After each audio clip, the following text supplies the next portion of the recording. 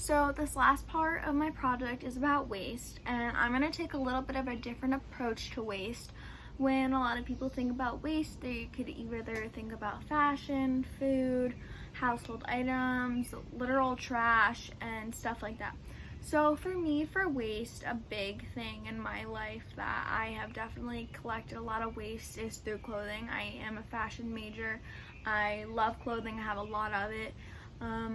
And recently, pretty much up until my freshman year, I had been donating a lot of my clothes to foundations like Goodwill and other donation collectors that are locally to my house. But when I learned that a lot of those companies are actually dumping those clothes into third world countries and selling them and making money off of it when they should be going to families or people in need of them, that really broke my heart, and it really made me look at the way that I buy my clothes now. Also, buying from sustainable brands has definitely impacted the way I shop. I really have stopped buying from brands that are producing and manufacturing their clothes in Bangladesh and third world countries where they're not taking care of their workers, because that's basic human rights that are being violated, but also they're putting a lot of harsh chemicals into the environment in those areas and affecting those people, which does not sit well with me. So I've been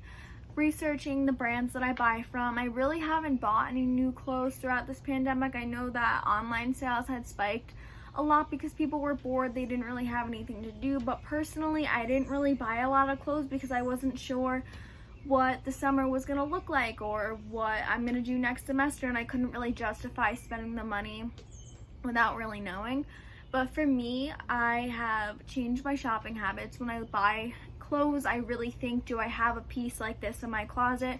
Because I don't want to buy too many of the same products, because then you just use one of them and all the rest of them go to waste. I have now been giving family, friends, and others my clothing for free that I know that they'll use, and I tell them if they're not going to use it, resell it to someone else, because secondhand clothing has become very popular, especially in my area and the high school that I went to.